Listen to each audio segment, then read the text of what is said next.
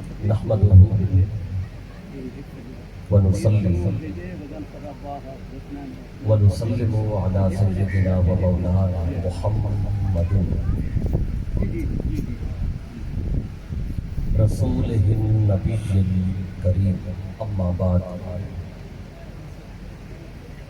قال الله تبارك وتعالى في القرآن المجيد والفرقان الحميد اعوذ بالله من الشيطان الرجيم بسم الله الرحمن الرحيم ربنا اغفر لي ولوالدي وقال الله تعالى في مقام آخر ان اشکر لی ولوالدیک صدق اللہ مولانا العظیم وصدق رسول النبی الکریم مولا یا صلی وسلم دائما ابدا علی حبیبک خیر الخلق کلہم هو الحبیب الذی ترجى شفاعته لكل حول من الاحوال مقتحم حمد اور صلاۃ کے بعد لائق سب احترام معزز اور مکرم مہمانان گرامی قدر معزز سامعین و ناظرین، اللہ تعالیٰ کا شکر ہے کہ جس کی توفیق خاص سے ہم آج جناب محترم ماہر حاجی فدا حسین مولانا سیال مرحوم آپ کے ایصال ثواب آج کی اس خوبصورت محفل میں حاضر ہیں۔ دعا ہے کہ اللہ تعالیٰ ہم سب کی یہ حاضری اپنی بارگاہ میں قبول فرمائے۔ بلا تمہید موقع کی مناسبت سے چند ضروری باتیں عرض کرنا چاہتا ہوں، کیونکہ یہ آج کی عقیدہ اور روحانی مجلس ایک والد کی ایصال ثواب کے لیے ہے، تو میں نے جو دو آیتیں آپ کے سامنے پڑھی ہیں ان میں اللہ نے والدین کی بات کی ہے۔ پہلا مقام جو ہے وہ سورہ ابراہیم میں سے ہے، اور یہ وہ آیت ہے جو ہم ہر نماز میں پڑھتے ہیں۔ کوئی بھی نماز ہو وہ صبح کو تک ختم نہیں ہوتی جب تک ہم اس آیت کو پڑھتے ہیں۔ جو دعا ہے وہ کیا ہے؟ ربنا اغفر لی ولوالدی، اے ہمارے رب مجھے بخش اور میرے والدین کو بھی بخش۔ ہم ہر نماز میں دعا مانگتے ہیں۔ دوسرا مقام جو آپ کے سامنے پڑھا ہے وہ سورہ لقمان کا ہے، جس میں اللہ تعالیٰ نے ارشاد فرمایا ان اشکر لی، اے میرے بندو میرا شکر ادا کرو، اور پھر اپنے شکر کی فوراً بعد رب فرماتا ہے والدیک، میرے شکر کے بعد اگر کسی کا شکر ادا کرنا ہے تو وہ تیرے والدین ہیں۔ اگر کسی کا شکریہ ادا کرنا چاہتے ہو اللہ کے بعد تو وہ والدین کا شکریہ ادا کرو۔ اب اللہ کا جو شکر ہے، شکر نعمت ملے تو نعمت ملنے پہ ہم شکر ادا کرتے ہیں۔ اب حقیقت میں نعمتیں دینے والا ہے اللہ۔ اللہ جب نعمتیں دیتا ہے تو وہ کسی سے لے کر نہیں دیتا، ذاتی طور پہ دیتا ہے۔ تو جب اللہ کا شکر ادا کرنا ہے تو اس نیت کے ساتھ کرنا ہے کہ وہ حقیقی دینے والا ہے، اور جب والدین کا شکر ادا کرنا ہے تو والدین رب سے لے کر نعمتیں بچوں کو دیتے ہیں۔ تو شکر میں ذرا فرق کرنا ہے، کیونکہ ایک ہی لفظ ہے، اللہ کے لیے بھی ہے اور وہ والدین کے لیے بھی ہے۔ یہ دو مقام میں نے آپ کے سامنے پڑھے، تو آج جو بات عرض کرنا چاہتا ہوں کیونکہ یہ مجلس ایصال ثواب کے حوالے سے ہے، تو بات میں یادہ ایصال ثواب کی عرض کرنا چاہتا ہوں۔ پہلے تو لفظ کا معنی سمجھیں کہ ایصال ثواب کا معنی کیا ہے۔ ثواب کا لفظ تو آپ سنتے رہتے ہیں، کہتے ہیں نماز پڑھو تو ثواب ملے گا، قرآن پڑھو تو ثواب ملے گا، تسبیح پڑھو تو ثواب ملے گا، نیکی کرو تو ثواب ملے گا۔ ثواب کا لفظ آپ سنتے رہتے ہیں، آپ کو پتا ہے ثواب کے بارے میں اس سے زیادہ بتانے کی ضرورت نہیں ہے۔ پہلا لفظ ہے ایصال۔ ایصال ثواب ہم بولتے ہیں، تو ایصال یہ لفظ نکلا ہے وصل سے۔ وصل کہتے ہیں ملنے کو اور ملانے کو۔ اب کوئی کسی کا پیغام آپ کو ملے تو آپ کہتے ہیں مجھے فلاں کا پیغام موصول ہوا ہے، میں نے ملا ہے۔ تو واصل اس سے ایصال، اسی سے ہے موصول۔ تو ایصال ثواب کا معنی ہے ثواب کا آگے ملنا، ثواب کا آگے کسی کو پہنچنا۔ یعنی ہم یہاں بیٹھ کر ایک نیکی کریں گے، جو بھی نیکی ہم کریں گے اس کا ثواب کسی اور کو بھیجیں گے، کسی اور کو یہ ثواب ملے گا۔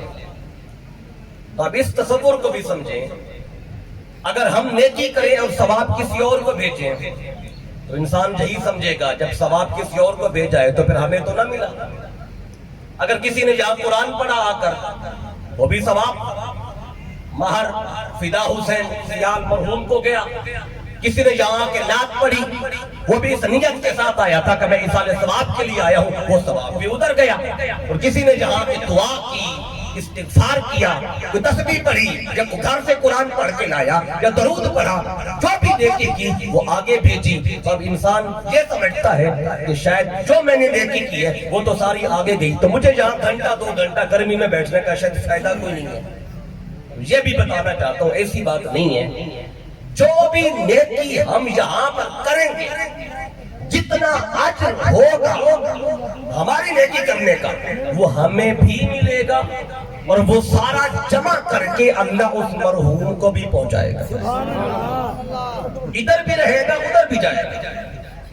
اب اس پر آپ کہیں گے جو دلائل بہت ہیں، میں پہلے تو ایک حدیث سے یہ بات عرض کرنا چاہتا ہوں۔ حدیث پاک میں آتا ہے جب مؤذن اذان دیتا ہے، اذان آپ ہر روز سنتے ہیں، دن میں 5 بار اذان ہوتی ہے، اور کچھ ایسے بھی بیٹھے ہوں کہ جو مؤذن ہے اذان دینے والے، یا ہر وقت نہیں دیتے تو زندگی میں کبھی کبھار تو آپ نے اذان دی ہوگی۔ تو جب مؤذن اذان دیتا ہے تو میرے آقا فرماتے ہیں اس کی اذان کو ہر شے سنتی ہے، یعنی اس کی اذان کو یہ درخت بھی سنتے ہیں، پتھر بھی سنتے ہیں، شجر بھی، حجر بھی، نباتات بھی، جمادات بھی، یعنی ہر شے مؤذن کی اذان سنتی ہے۔ تو سننے کے بعد کیا کرے گی؟ آقا فرماتے ہیں یہ اذان دینے والے کے لیے قیامت کے دن ہر شے گواہی دے گی، مولا یہ اذان دیتا تھا، تیرا ذکر بلند کرتا تھا۔ اب یہ تو بھی پہلی بات، حتیٰ کہ آقا فرماتے ہیں جو مٹی کے ڈھیلے ہیں نا، اب مٹی کے ڈھیلے جسے ہم سمجھتے کچھ نہیں ہے، آقا فرماتے ہیں مٹی کے ڈھیلے بھی اس کی اذان کو سنتے ہیں اور وہ بھی گواہی دے۔ اب یہ ہر شے مؤذن کے حق میں گواہی دے۔ پھر آگے جو ہمارے موضوع سے ریلیٹڈ بات ہے وہ اگلی ہے، وہ یہ ہے کہ آقا فرماتے ہیں جب مؤذن نے اذان دی، اذان کو سن کے لوگ مسجد میں آگے نماز پڑھ لیں، ہو سکتا ہے 100 بندہ آ جائے، ہو سکتا ہے 500 بندہ آ جائے، ہو سکتا ہے جمعہ کے دن ہو تو 1000 بندہ آ جائے۔ آقا فرماتے ہیں جتنے بندے نماز پڑھنے آئیں گے فرمایا فَلَهُ أَجْرُ مِثْلِ مَنْ صَلَّى، جتنوں نے نماز پڑھی، جتنے نمازی تھے، ہر ایک نمازی کو جتنا ثواب ملا اللہ نے وہ سب کا جمع کر کے مؤذن کے کھاتے میں ڈالا۔ سبحان اللہ، واہ واہ واہ۔ 1000 بندے نماز پڑھتے ہیں تو مؤذن کو 1000 بندوں کی نماز کا ثواب جاتا ہے۔ 500 بندے پڑھتے ہیں اس کے کھاتے میں اب عمل ہمارا ہے، لے مؤذن گیا۔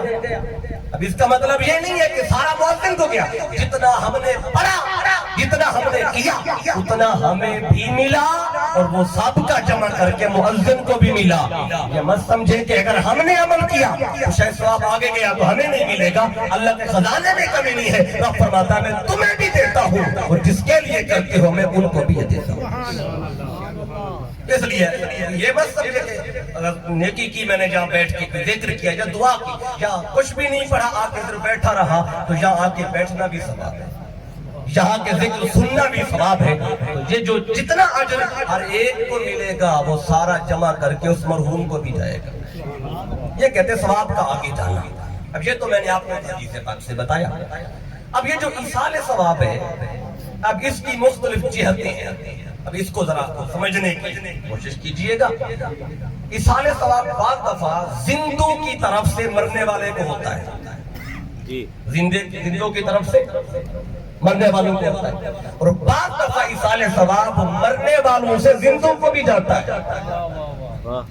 لوگ تو یہ کہتے ہیں کہ عمل غیر سے مرنے والے کو فائدہ نہیں ہوتا کیونکہ اس کا اپنا عمل نہیں ہے، یہ زندوں کا عمل ہے. اب میں آپ کو آج بتاؤں گا کہ زندوں کے عمل سے تو مرنے والے کو فائدہ ہوتا ہی ہے. کبھی کبھی ایسے ہوتا ہے مرنے والے کی وجہ سے زندہ لوگوں کو فائدہ ہو جاتا ہے. اب میں یہ دونوں رخ آپ کو بتاؤں گا. پہلا رخ اس میں بھی آپ کو دلائل سے قرآن سے بتاؤں گا. تو دوسرا ہے کہ مرنے والے سے زندوں کو فائدہ ہو، یہ بھی قرآن سے بھی بتاؤں گا، آقا کے فرمان سے بھی بتاؤں گا. اس کا ایک تیسرا رخ بھی ہے. وہ کیا ہے؟ وہ ہے کہ کبھی کبھی مرنے والے کی وجہ سے مرنے والوں کو فائدہ پہنچتا ہے. اب یہ تیسرا رخ آپ کو ایصال ثواب کا بتاؤں گا. پھر سنیں، کبھی زندوں کی وجہ سے مرنے والے کو فائدہ ہوتا ہے، کبھی مرنے والے کی وجہ سے زندوں کو فائدہ ہوتا ہے، اور کبھی مرنے والے کی وجہ سے جو پہلے سے مر گئے ان کو فائدہ ہوتا ہے. ادھر سے فیض ادھر جاتا ہے، کبھی ادھر سے فیض ادھر آتا ہے. تو یہ ایصال ثواب لوگ ایک ہی جہت کو لیتے اور آگے کرتے. میں آپ کو تینوں جہتیں بتاؤں گا. آئیے بات کو تھوڑا آگے بڑھانا چاہتا ہوں. اب ایک اور بھی جہاں پہ طبقہ ہے جو کہتا ہے ایصال ثواب کی نفی کرتے ہیں، لیکن کہتے ہیں اگر اولاد والدین کے لیے دعا کر کہتے ہیں جن کا خونی رشتہ ہو، خون کا رشتہ، رحم کا رشتہ ہو، تو کہتے ہیں وہ دعا مانگے تو آگے پہنچتا ہے اجر. اگر کوئی اور کرے نیکی ثواب بھیجے جن کا خون کا رشتہ نہیں ہے. اب میں یہاں پہ حاضر ہوا ہوں، میرا مہر فدا حسین مرحوم کے ساتھ کوئی خون کا رشتہ نہیں ہے، یعنی کوئی رحم رشتہ میرا نہیں ہے. آپ جتنے آئے بیٹھے آپ میں سے بھی اکثر کا کوئی خون کا رشتہ نہیں ہے. تو پھر اگر خون کا رشتہ ہو نیکی کرے پھر آگے ثواب ہوتا ہے، پھر ہمارے آنے کا تو فائدہ نہ ہوا کیونکہ ہمارا خون کا رشتہ تو نہیں ہے مرحوم کے ساتھ. تو پھر کیوں آئے ہیں؟ ہمارا خون کا نہیں، ہمارا ایمان کا رشتہ ہے. ہم جتنے آئے بیٹھے ایمان کا رشتہ ہے. اب یہ سوال پیدا ہوگا کہ خون کا رشتہ ہو پھر نیکی کرے ثواب آگے جاتا ہے، ایمان کا رشتہ ہو پھر آگے بھیجے تو وہ بھی پہنچتا ہے کہ نہیں؟ اب میں یہ دونوں باتیں ایک آیت سے بتا دیتا ہوں، یہ بھی محالتا دور ہو جائے کہ اگر خون کا رشتہ نہیں ہے کہتے ہیں جی اس کے دوسرے کرتے رہے تو اس کو فائدہ نہیں ہوگا. اب یہ دونوں باتیں قرآن میں موجود ہیں. میں نے جو آیت پڑھی سورہ ابراہیم کی، اللہ فرماتا ہے ربنا اغفر لی ولوالدیّ، ہم دعا مانگتے ہیں باری تعالیٰ ہمیں بخش، ولوالدیّ اور ہمارے ماں باپ کو بھی بخش. اور جب ہم یہ عرض کرتے ہیں اللہ تعالیٰ کہ باری تعالیٰ ہمیں بخش اور ہمارے ماں باپ کو بھی بخش، جب اولاد ماں باپ کے لیے بخشش کی دعا کرے تو ظاہر ہے اولاد ماں باپ کی فرع ہے، اولاد کی اصل ہے ماں اور باپ. تو اولاد اگر نیکی کرے گی تو ماں باپ کو تو فائدہ ہوگا، اولاد اگر کوئی کچھ بھیجے گی تو ماں باپ کو تو قرآن بتا رہے فائدہ ہوگا. اس لیے حدیث بخاری میں موجود ہے، میرے آقا فرماتے ہیں کہ جب کوئی بندہ دنیا سے فوت ہوتا ہے، جہاں سے جاتا ہے، تو اللہ آقا فرماتے ہیں انقطع عنہ عملہ، اس کا اپنا عمل ختم ہو جاتا ہے. اپنا عمل تو رک گیا، اب وہ نہ نماز پڑھ سکتا ہے، نہ قرآن پڑھ سکتا ہے، نہ ذکر کر سکتا ہے، نہ کہ اور نیکی کر سکتا ہے، اپنا عمل تو رک گیا. لیکن آقا فرماتے ہیں اگر اپنے پیچھے وہ 3 چیزیں چھوڑ جائے تو مرنے کے بعد بھی اس کو ثواب پہنچتا ہے. وہ 3 چیزیں کیا ہیں؟ اب میرے آقا فرماتے ہیں الا من ثلاثۃ، سوائے 3 چیزوں کے. اگر 3 چیزیں پائی گئی تو مرنے والے کو قبر میں بھی ثواب پہنچتا ہے. صدقہ جاریہ، اگر مرنے والا صدقہ جاریہ چھوڑ گیا تو تب بھی قبر میں اسے ثواب پہنچے گا. دوسری چیز آقا فرماتے ہیں اور علم ينتفع به، یا مرنے والا علم نافع چھوڑ گیا، علم نافع، ایسا علم جس سے لوگوں کو نفع حاصل ہوتا رہے، میں کہ اس سے بھی مرنے والے کو قبر میں بھی ثواب ہوتا ہے، اجر ملتا ہے. 2 باتیں. تیسری بات جو ہمارے عنوان سے ریلیونٹ ہے، آقا فرماتے ہیں او ولد صالح یدعو لہ، یا پھر کوئی وہ چھوڑ گیا. اور اولاد صالح, جب اولاد صالح اس اپنے ماں باپ کے لیے دعا کرتی ہے, ادھر اولاد دعا کرتی ہے, اللہ قبر میں درجے بلند کرتا ہے. اب یہ تین طرح کا آقا فرما رہے ہیں, اگر یہ تین چیزیں پائی گئی تو مرنے کے بعد بھی قبر میں بھی ثواب پہنچتا ہے. جو تیسری بات آقا نے فرمائی کہ والد صالح یدعو لہ, اگر اولاد دعا کرے تو ماں باپ کو فائدہ ہوتا ہے. تو لوگ کہتے ہیں کیونکہ اولاد ہے, خون کا رشتہ ہے, یہ کریں گے تو ثواب پہنچے گا, اگر کوئی اور کرے کہتے ہیں ان کا نہیں پہنچتا. میں قرآن سے بتا دیتا ہوں, اگر کوئی اور دعا کرے جن کا رشتہ ایمان کا ہو پھر بھی کرنے والے کو اجر ملتا ہے. آپ کہیں گے وہ کہاں لکھا ہے؟ وہ بھی قرآن میں لکھا ہے.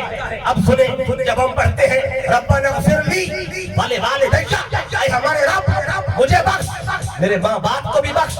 اولاد کی دعا تو ماں باپ کے لیے ہو گئی. اب قرآن کا اگلا حصہ پڑھیں. لوگ کیا کرتے ہیں, آیت کو ادھورا پڑھتے ہیں, یہاں تک پڑھا آگے نہیں پڑھا, آگے پڑھے تو مسئلہ حل ہو جاتا ہے. اب اولاد دعا کر رہی ہے ماں باپ کے لیے, تو اللہ بتا رہا ہے قرآن میں آگے ہے وَلِلْمُؤْمِنِينَ, اور ایمان والوں کو بھی بخش. کون سے ایمان والے؟ یوم یقوم الحساب, جو قیامت تک مومن ہوں گے مولا ان کو بھی بخش. اب جو کہتے ہیں خون کا رشتہ ہو وہ دعا کرے تو آگے ثواب پہنچتا ہے. میں پوچھنا چاہتا ہوں, اللہ نے بات ربنا اغفر لی ولوالدی تک روکی نہیں ہے, اللہ نے آگے بھی بتایا ہے وللمؤمنین, اے بندو جب بھی نماز پڑھو اپنے لیے بھی بخشش مانگو, اپنے ماں باپ کے لیے بھی مانگو, اور جو مومن 1000 سال پہلے تھے ان کے بھی بخشش مانگو, جو 500 سال پہلے تھے ان کی بھی بخشش مانگو, جو آج دھرتی پر مومن موجود ہے ان کی بھی بخشش مانگو, اور ابھی جو مومن پیدا بھی نہیں ہوئے, کوئی ماں کے پیٹ میں ہے, کوئی عالم ارواح میں ہے, ابھی جو پیدا نہیں ہوا لیکن اللہ کے علم میں ہے کہ پیدا ہوگا, مومن بھی ہوگا, تم ان کی بھی بخشش مانگو. اب یہ کرنا چاہتا ہوں, اگر خونی رشتہ ہو تو مرنے والے کو فائدہ ہوتا ہے. مجھے بتائے جو 1000 سال پہلے مومن تھے ان کا ہمارے ساتھ کون سا خون کا رشتہ تھا؟ جو آج مومن ہے ان سے کون سا خون کا رشتہ ہے؟ جو قیامت تک مومن ہوں گے ان سے کون سا ہمارا خون کا رشتہ ہے؟ ہمارا خون کا رشتہ تو نہیں ہے, لیکن سب سے ہمارا ایمان کا رشتہ ضرور ہے. تو فرمایا اگر ایمان کا رشتہ ہو تو قرآن بتا رہا ہے, اور اللہ نے یہ آیت ہر نماز میں ہم سے پڑھوائی ہے. دیکھیں آج جس نے صبح کی نماز پڑھی ہے وہ 2 دفعہ یہ دعا کر کے آیا بیٹھا ہے, ربنا اغفر لی ولوالدی وللمؤمنین یوم یقوم الحساب. بڑی تعالیٰ ماں باپ کو بھی بخش, میرے والدین کو, مجھے بھی, میرے مولا, اور قیامت تک جو مومن ہوں گے جو پہلے گزر چکے انہیں بھی بخش. اگر عمل غیر سے کسی اور کو فائدہ نہ ہوتا تو اللہ یہ دعا کبھی قرآن میں بتاتا ہی نہ, نماز میں رکھواتا ہی نہ, اور پھر نماز میں رکھوا کر ہر مومن سے پڑھواتا ہی نہ.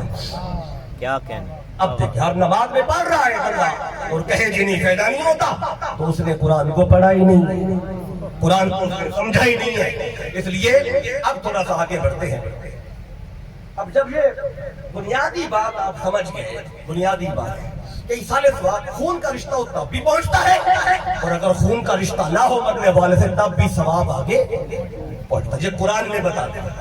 اب اس سے جو اگلی بات ہے اس کی طرف چلتے ہیں. کبھی زندوں کے عمل سے مرنے والوں کو فائدہ ہوتا ہے. اب ہم زندہ ہیں, ماں باپ کے لیے دعا کی, ایمان والوں کے لیے دعا کی, ان کو فائدہ ہو گیا. یہ زندوں کے عمل سے مرنے والوں کو فائدہ ہوتا ہے. اب جو میں نے دوسری بات کی تھی, کبھی کبھی ایسا ہوتا ہے کہ مرنے والے کی وجہ سے زندوں کو فائدہ ہو جاتا ہے. کیا کہنا. واہ واہ واہ واہ. اب لوگ کہتے ہیں مرنے والے کیا کر سکتے ہیں, کیا دے سکتے ہیں؟ لوگ کہتے ہیں کیا دے سکتے ہیں. میں بتاؤں, مرنے والا اتنا کچھ دے کے جاتا ہے کہ ہم سوچ بھی نہیں سکتے. کیا ابھی مرا نہیں تھا, یہ بات بستر مرگ پہ تھا, بستر مرگ پہ, بیماری میں تھا, بیماری میں مہینہ 2 مہینے گزارے. اب کہیں جو مر جانے والا کیا دیتا ہے, اب یہ بیمار بندہ کیا دے گا؟ اب آئیے سنیں, صحیح بخاری میں حدیث پاک اور بھی کتب حدیث میں ہے, آقا فرماتے ہیں اللہ قیامت کا دن ہوگا, اللہ بندے سے فرمائے گا اے میرے بندے میں پیاسا تھا, تو نے مجھے پانی نہیں دیا تھا. تو بندہ کر کے باری تعالیٰ تو خالق و مالک, تجھے کیسے پیاس لگی تھی؟ اللہ فرماتا ہے کہ فلاں بندہ پیاسا تھا، تجھے پتا بھی تھا، اگر تو اس کو پانی پلا دیتا تو یوں تھا جیسے تو نے مجھے پانی دیا۔ اب کہتے ضعیف بندہ کیا دے سکتا ہے، کمزور کیا دے سکتا ہے؟ یہ کمزور تھا، ضعیف تھا، پانی کی ضرورت تھی، آپ نے پانی اس کو دیا۔ رب کہتا ہے اسے نہیں دیا، یہ تو نے مجھے دیا۔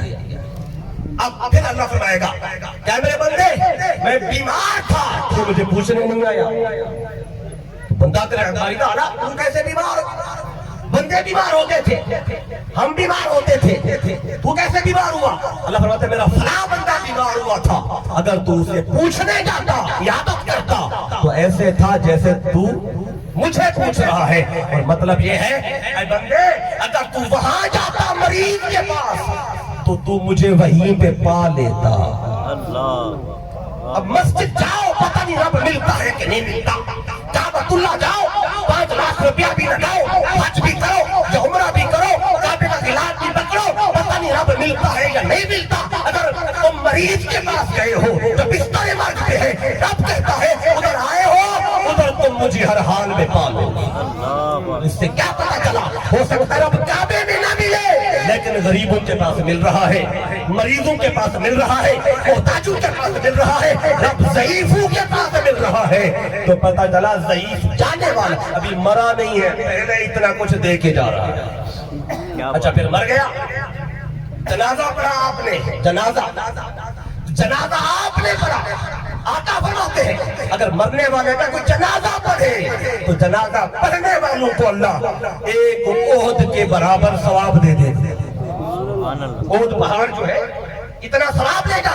پھر آقا آگے فرماتے ہیں اگر تدفین تک رہو، تدفین تک، غریب تھا، کمزور تھا، اس کے پاس تو تھا ہی کچھ نہیں دینے کو، لیکن جاتے ہوئے احد پہاڑ جتنے ثواب تو دے رہا ہے، اس کی وجہ سے مل رہے ہیں۔ اگر جنازہ پڑھا تو احد پہاڑ کے برابر ثواب ملا، اور اگر تدفین تک ساتھ رہے تو آقا فرماتے ہیں پھر ایک احد نہیں 2 احد کے برابر ثواب تمہیں دیتا اللہ۔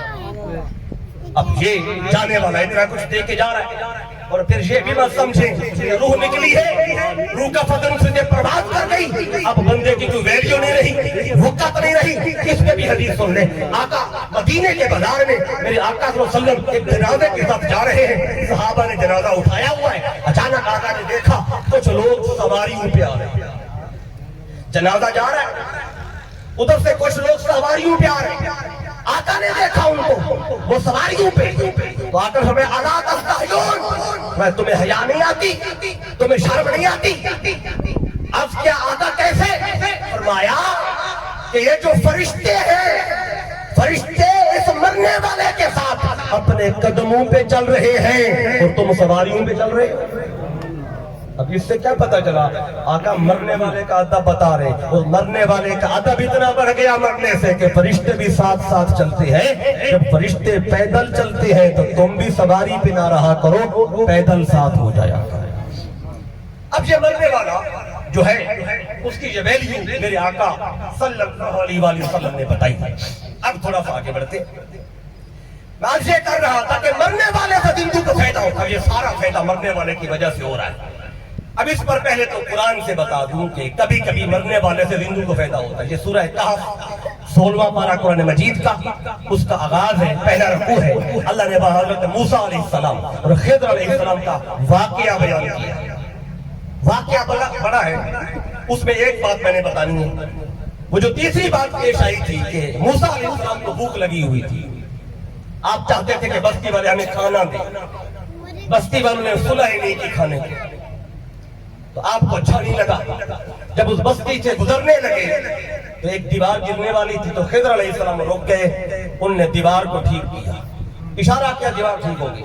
تو موسیٰ علیہ السلام کہنے لگے اے خضر علیہ السلام، بستی والوں نے ہمیں روٹی کا نہیں پوچھا اور آپ ان کی دیواریں ٹھیک کر رہے ہیں۔ یہ انہیں اعتراض کیا۔ جب جدا ہونے لگے تو خضر علیہ السلام نے واقعہ بتایا، اے موسیٰ علیہ السلام آپ بتاؤ میں نے دیوار کیوں سیدھی کی ہے؟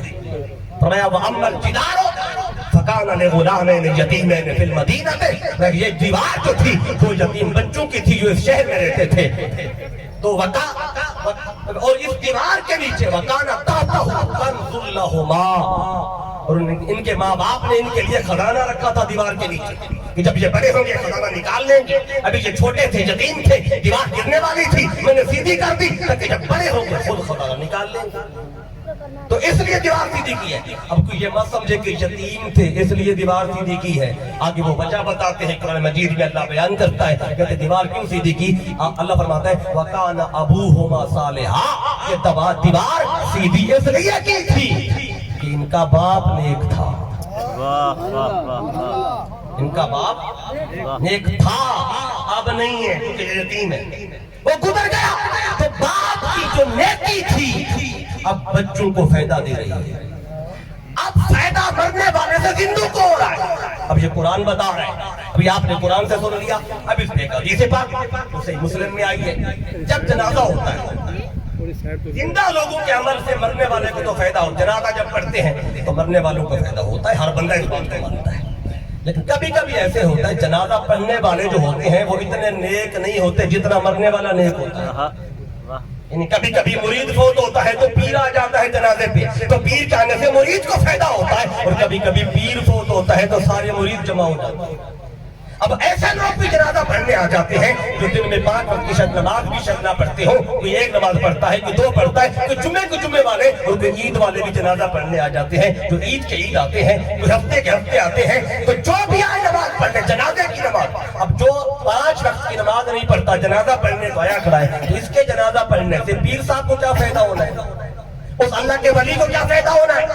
اور مرید چلا ملتان سے جنازہ ہوا جھنگ میں، مرید چلا لاہور سے جنازہ ہوا جھنگ میں، مرید چلا کسی اور شہر سے جنازہ ہوا جھنگ میں. گاڑی کرا کے آئے، پیسے لگا کے آئے. تو یہ جو دور سے آ رہے ہیں ان کے آنے سے پیر کو کیا فائدہ ہونا ہے؟ وہ تو پہلے سے اللہ کا ولی ہے، وہ پہلے سے بخشا ہوا ہے. تو آقا فرماتے ہیں کہ پہلے سے بخشا ہوا ہو، اللہ کا ولی ہو، لوگوں کے جنازہ پڑھنے سے اس کو فائدہ نہیں ہوتا، بلکہ جتنے جنازہ پڑھنے آتے ہیں اس ولی کی وجہ سے اللہ سارے جنازہ پڑھنے والوں کو بخش دے گا. سبحان اللہ، سبحان اللہ، کیا بات ہے. اللہ یا رسول اللہ.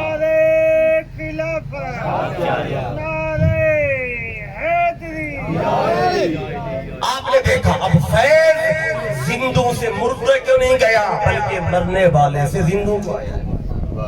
اب یہ مت سمجھے کہ اسال صاحب ادھر سے ادھر جاتا ہے، کبھی کبھی اسال صاحب ادھر سے ادھر بھی آ جاتا ہے. کیا کہنا. لوگ تو کہتے ہیں مرنے والوں سے زندوں کو فائدہ نہیں ہوتا، زندوں سے مرنے والوں کو کہتے ہیں فائدہ نہیں ہوتا، جہاں تو مرنے والا زندوں کو نفع پہنچا رہا ہے. کیا 2 باتیں ہو گئیں. اب اگلی بات کی طرف چلتے ہیں. تیسری بات میں نے یہ بتائی تھی کہ کبھی کبھی مرنے والے کی وجہ سے جو پہلے سے مر گئے ان کو فائدہ ہو جاتا ہے. آپ کہیں گے اس پہ کوئی دلیل دیں. آئیے میں ایک حدیث پاک جس امام جلال الدین سیوطی نے شرح الصدور میں بیان کیا، وہ روایت کہتے ہیں کہ مدینے میں ایک شخص فوت ہوا اور اس کے فوت ہونے کے بعد اس کے جاننے والوں میں سے کسی نے اس کو خواب میں دیکھا. فوت ہوا 1 دن بعد 2 دن بعد خواب دیکھا. جب خواب دیکھا تو کیا دیکھا؟ جو فوت ہوا تھا کأنہ من اہل النار، دیکھا تو ایسے لگا اس پہ عذاب کی کیفیت تھی. وہ سمجھ گیا کہ یہ دوزخیوں میں سے ہے. تو بڑا رنج ہوا، اسے پریشانی ہوئی کہ ہمارا جاننے والا اہل دوزخ میں سے ہے، اس پہ عذاب دیکھا ہے. کچھ دن گزرے، 4 سے 5 دن، پھر اس نے خواب دیکھا. جب دوبارہ خواب دیکھا تو کیا دیکھا؟ وہ جو مرنے والا 4-5 دن پہلے دوزخیوں میں سے تھا، عذاب ہو رہا تھا. خواب دیکھا کہ انہ من اہل الجنہ، اب وہ دوزخیوں میں سے نہیں، اب وہ جنتیوں میں سے. وہ حیران ہو گیا کہ 4-5 دن پہلے دیکھا ہے تو اہل دوزخ میں سے تھا، آج پھر دیکھا ہے تو اہل جنت میں سے ہے. اس نے پوچھا کہ تو نے کیا کیا ایسا کہ تو کل تو دوزخیوں میں سے تھا، آج جنتی کیسے ہو گیا؟ اس مرنے والے نے خواب میں جواب دیا. یہ صحابی دیکھنے والا ہے، وہ صحابی بتانے والا ہے، وہ صحابہ نے اس کو روایت کیا ہے، وہ جلال الدین سیوطی نے اس کو بیان کیا. پوچھا یہ کیسے ہو گیا، یہ تبدیلی کیسے آ گئی؟ تو اس مرنے والے نے کہا میں تھا تو گناہگار، میرے عمل اس قابل نہیں تھے کہ میں جنت جاتا، لیکن ابھی کچھ دن پہلے ہمارے پڑوس میں ایک ولی دفن ہوا ہے. اللہ، واہ واہ واہ. ایک اللہ کا نیک بندہ دفن ہوا ہے. جب وہ دفن ہوا تو اللہ نے اس کی برکت کی کی وجہ سے اس کے ارد گرد کے 40 لوگوں کو بخش دیا ہے. کہتا ہے وَكُنْتُ مِنْهُمْ, میں بھی انہیں 40 میں سے ہوں جنہیں اللہ نے 2 دنیوں سے جنتی بنایا. سبحان اللہ. تو لوگ تو کہتے ہیں کہ زندوں کے عمل سے مرنے والے کو فائدہ نہیں ہوتا. یہاں مرنے والے کی وجہ سے جو پہلے سے قبرستان میں ہیں ان کو فائدہ ہو رہا ہے. اس لیے آقا فرماتے ہیں ادفنوا موتاکم فی وسط قوم صالحین, جب اپنے مرنے والے کو دفن کرو جگہ کا بھی انتخاب کیا کرو. ایسے عام جگہ پہ دفن نہ کیا کرو, مرنے والے کو دفن وہاں کیا کرو جہاں پہ اللہ کے نیک بندے سوئے ہوں گے. ماشاءاللہ. اس لیے ہر قبرستان میں کوئی نہ کوئی ولی رہتا ہے. جہاں ولی دفن ہو جائے خود بخود وہاں قبرستان بننے لگ جاتے ہیں. کیوں؟ یہ آپ کو نص میں اس کی دلیل دے رہا ہوں حدیث سے, کیونکہ جہاں ولی لیٹ جائے وفات کے بعد, کہتے ولی کیا کرتے, ولی بننے کے بعد کیا فائدہ دیتے ہیں, شاید تمہیں نہ دیں, لیکن جو ولیوں کو ماننے والا ہے وہ بعد الوفات بھی اس قبرستان میں بھی دفن ہو جاؤ تو وہ آنے والوں کو فائدہ دے رہا ہے. کیا بات ہے. اب میں آپ کو 3 طرح سے عیسیٰ علیہ السلام اب تک بتایا ہے, اب میں 2 طرح سے اور بتانا ہے, پھر بات کو انشاءاللہ ہم ختم کر لیں. ہمارے پاس 10 سے 15 منٹ کا وقت ہے تو میں اتنی ہی بات بقیہ عرض کر پاؤں گا عیسیٰ علیہ السلام کی تناظر میں. اب 3 طرح کا سن لیا کہ زندوں سے مرنے والے کو فائدہ ہوا, وہ بھی بتا دیا. مرنے والوں سے زندوں کو فائدہ ہوا, یہ بھی بتا دیا. وہ مرنے والے سے مرنے والوں کو فائدہ ہوا, یہ بھی میں نے آپ کو بتا دیا. اب سنیں, یہ تو تھا انسان کے لیے کرے تو اس کو فائدہ ہوا. اب جو اگلی حدیث بتا رہا ہوں اس میں انسان کا عمل بھی نہیں ہے, فرشتوں کا عمل ہے. اب فرشتہ تو جنس بھی اور ہے, ہماری جنس اور ہے, ہم بشر ہیں. فرشتے نوری ہیں, جنس بھی جدا ہو. اب دیکھنا جو ہے فرشتوں کی وجہ سے ہمیں کیا فائدہ ہوتا ہے. اس حدیث کو بھی امام جلال الدین سیوطی نے شرح الصدور میں لیا, بڑی قابل توجہ حدیث ہے, سب کے لیے اس میں پیغام ہے. حدیث پاک میں ہے, دیکھیں نا ہم جتنے بیٹھے ہوئے ہیں تو ہمارے 2 کندھے ہیں اور ہر کندھے پر ایک فرشتہ بیٹھا ہے. ان فرشتوں کا نام کیا ہے, کرامن کاتبین. جمع کا صیغہ ہو تو کرامن کاتبین, معذب لکھنے والے. تو میرے کندھے پہ بھی 2 فرشتے بیٹھے, آپ کے کندھے پہ بھی 2 فرشتے بیٹھے. فرشتے ہر بندے کے کندھے پر بیٹھے. کوئی بندہ ایسا جو انکار کرے, ہم نیکی کریں دائیں کندھے والا لکھتا ہے, گناہ کریں بائیں کندھے والا لکھتا ہے.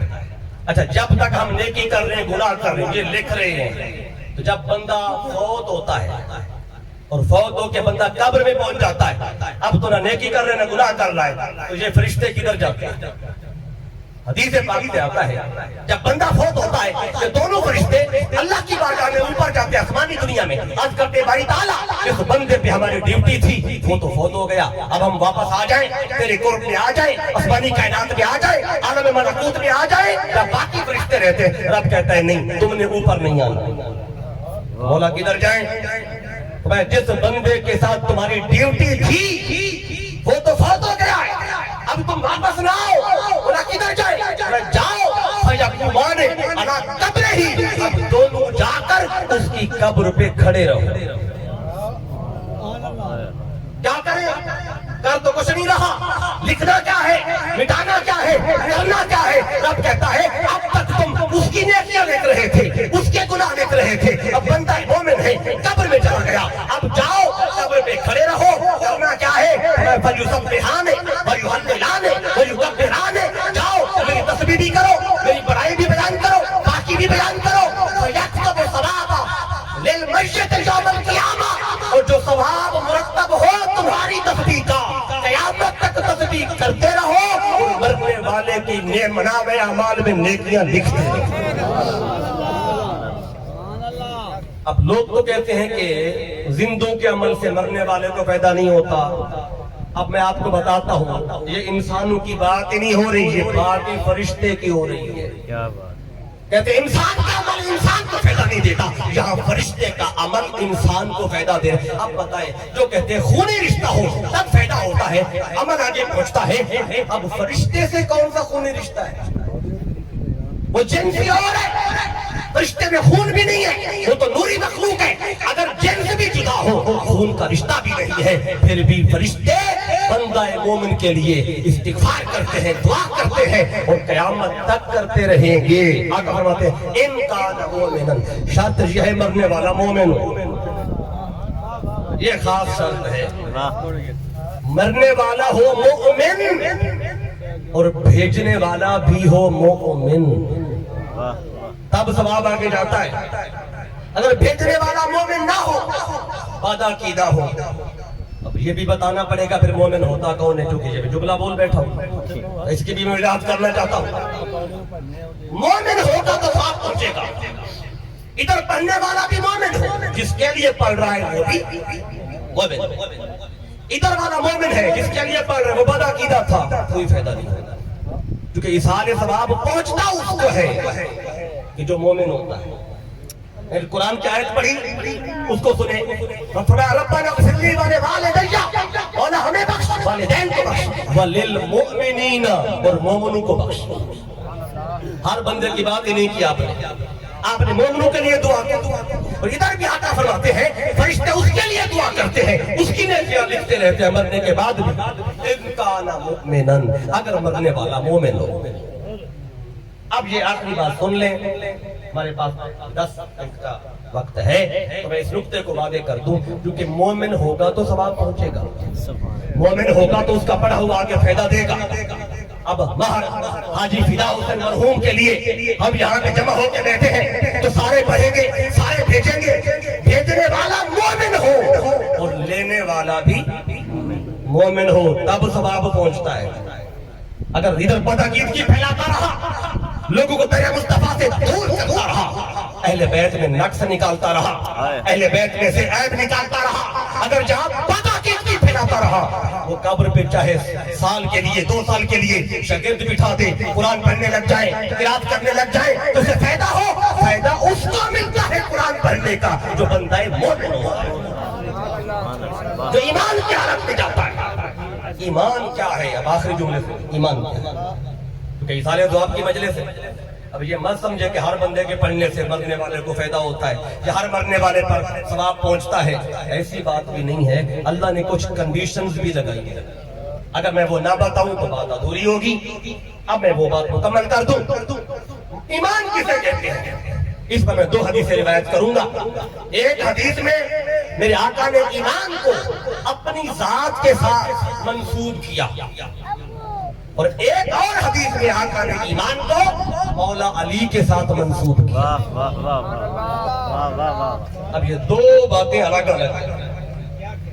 صحیح بخاری میں، مسلم میں، سیاہ میں حدیث ہے، اکثر آپ سنتے ہیں صحابہ کرام بیٹھے تھے، آقا نے فرمایا لا یؤمن احدکم، اب فرمانے والے مصطفیٰ جن کو فرما رہے ہیں وہ صحابہ کرام، خلفائے راشدین، عشرہ مبشرہ، سارے بیٹھے ہیں، آقا ایمان کی حقیقت بتا رہے ہیں۔ فرمایا نمازیں پڑھتے ہو، قرآن پڑھتے ہو، داڑھی رکھی ہوئی ہے، پگڑی باندھی ہوئی ہے، تسبیح پڑھتے ہو، ساری نیکیاں کرتے ہو، لیکن سن لو مومن کب بنو گے؟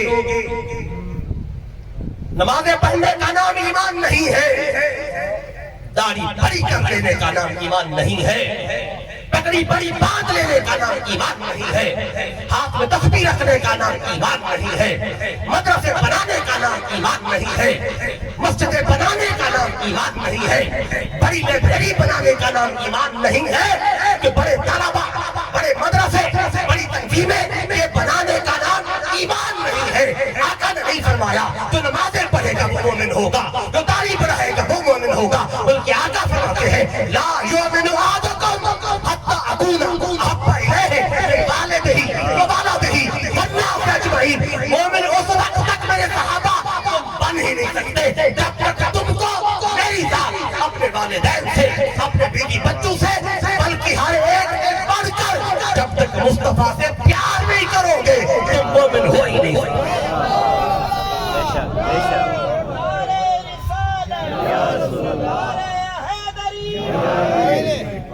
مومن تب تک نہیں ہو سکتے جب تک مصطفیٰ کو سب سے بڑھ کے پیار نہیں کرو گے۔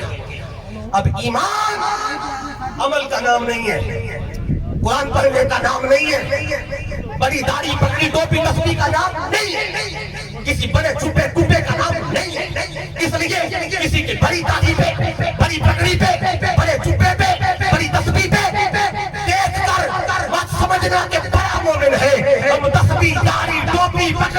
یہ سارا کچھ بعد میں دیکھیں گے، پہلے دیکھیں گے مصطفیٰ کے آگے جھکتا بھی ہے کہ نہیں جھکتا، مصطفیٰ کا ادب بھی کرتا ہے کہ نہیں کرتا، تعظیم بھی کرتا ہے کہ نہیں کرتا، مصطفیٰ کے نام پر جھوم جھوم جاتا بھی ہے کہ نہیں جاتا۔ یہ ہے پہلی شرط ایمان کے لیے۔ اب توجہ کریں، دوسری شرط کیا بتائی میرے آقا نے؟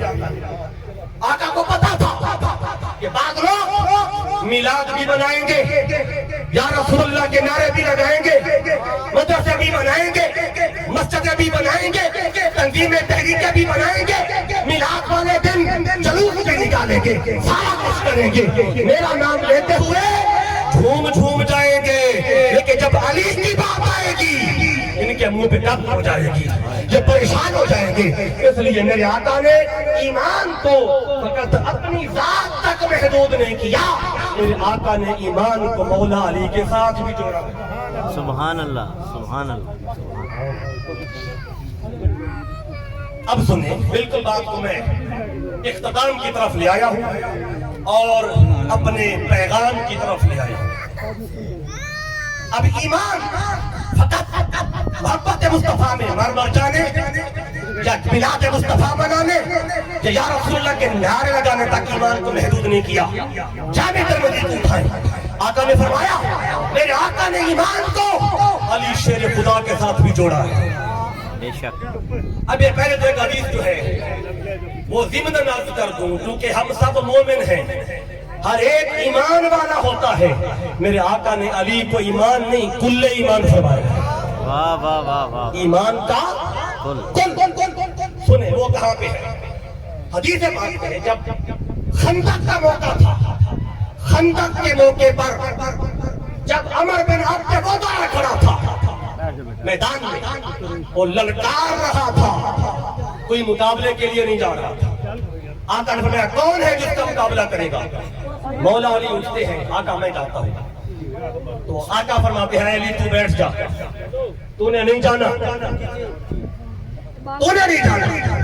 مولا علی کو آقا نے بٹھایا، دوبارہ فرمایا، تو جب دوبارہ عمر بن عبد ود نے کہا حل من مبارز، کون ہے میرا مد مقابلہ؟ دوسری بار بھی کوئی نہیں اٹھا، اٹھے تو مولا علی اٹھے۔ آقا نے دوبارہ بٹھا دیا، دوبارہ آقا نے بٹھا دیا۔ اب تیسری بار پھر عمر نے للکارا حل بن مبارز، کون ہے میرے ساتھ لڑنے والا؟ پھر بھی کوئی نہیں اٹھا، صحابہ 8000 کا مجمع تھا، اٹھتا کوئی نہیں، علی اٹھتے۔ جب تیسری بار اٹھی، آقا فرمایا علی آ جاؤ۔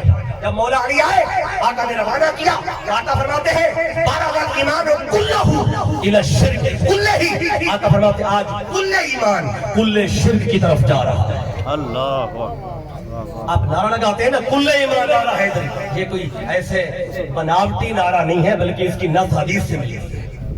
اب بالکل میں پورا ہو چکا۔ ایمان کو آقا نے مولا علی سے جوڑا، اپنی ذات سے بھی جوڑا۔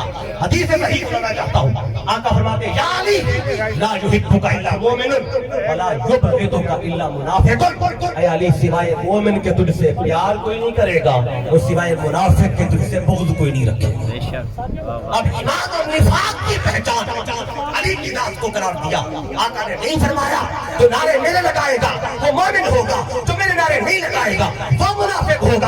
آقا فرماتے ہیں نہیں، مومن وہی ہے جو نبی کا بھی ہو اور علی کا بھی، بے شک۔ وہ مومن ہے، اور جو علی سے بھاگے بغض علی رکھے، آقا فرماتے وہ نعرے میرے لگا کے بھی منافق ہے، وہ مسجدیں بنا کے بھی منافق ہے، وہ داڑھی بڑھا کے بھی منافق ہے۔ اب میرے آقا نے فرق بتا دیا، صحابہ بھی یہی کہتے رہتے تھے کہ انا کنا نعرف المؤمنین بحبہم علیشا فانا کنا نعرف المنافقین ببغضہم علیشا۔ صحابہ کہتے ہیں ہمیں اگر مومن کے بارے میں جاننا ہوتا مجمع میں مومن کون ہے، صحابہ کہتے ہیں ہم ذکر علی چھیڑ دیتے تھے۔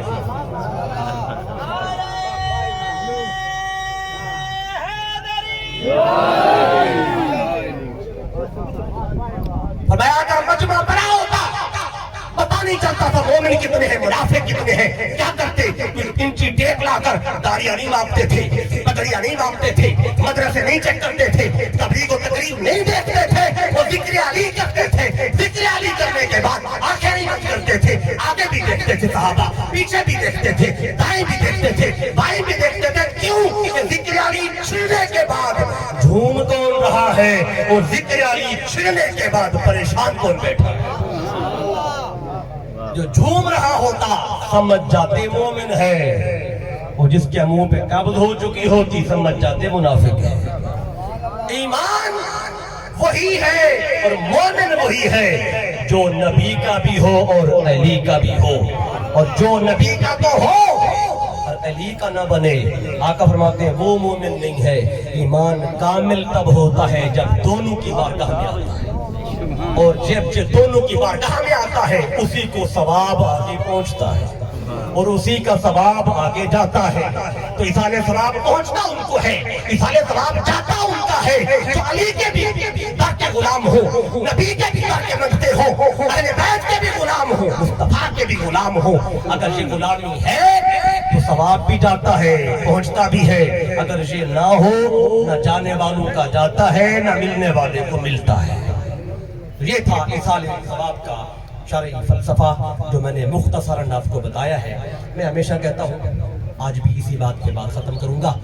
اگر میرے ایک بھی بات کسی بھی بھائی کو اچھی لگی ہو, اگر میرے منہ سے کوئی خیر کا جملہ نکلا ہو, میں ہمیشہ کہتا ہوں, آج بھی یہی کہوں گا, اس میں میرا کوئی کمال نہیں تھا. اگر کوئی بات اچھی لگی ہو, یہ سارا کمال, ساری عطا میرے قائد, میرے استاد, میرے شیخ الاسلام ڈاکٹر محمد طاہر القادری مدد اللہ العالی, یہ سب آپ کے قدموں میں بیٹھنے کی خیرات تھی.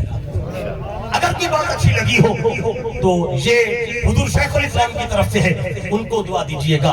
اور اگر کوئی بات اچھی نہ لگی ہو, وہ نقص میرا ہوگا. یہ باتیں تو اچھی تھی, یا قرآن سے تھی, یا مصطفیٰ کے فرمان سے تھی. ہو سکتا ہے میرا بتانے کا انداز اچھا نہ ہو, بات اچھی نہ لگی ہو, کوئی تو نقص میرا ہوگا. اگر کوئی بات اچھی لگی ہو, یہ فیض حضور شیخ الاسلام کا ہوگا. تو میں شکریہ ادا کرتا ہوں تحریک منہاج القرآن گڑھ موڑ کے تمام دوستوں کا, محترم عطا المحسن صاحب کا بالخصوص, محترم حاجی غلام مرتضیٰ صاحب کا, آپ کے ساتھ آپ کی پوری ٹیم کا, کہ جو وسیلہ اور ذریعہ بنے آج کے خوبصورت مجلس میں حاضری کا. میں ہمیشہ آپ کے اس احسان کو یاد رکھوں گا. اور دعا گو ہوں اللہ تعالیٰ مار فدا حسین مرحوم کی قبر کو جنت کا باغ بنائے, اللہ ان کی قبر کی منزلیں آسان فرمائے, اللہ تعالیٰ ہماری دعاؤں کو ان کے حق میں قبول فرمائے, اللہ بچوں ان کے گھر والوں کو, بچوں کو, بیٹوں کو صبر جمیل عطا فرمائے. وما علیہ الا البلاغ.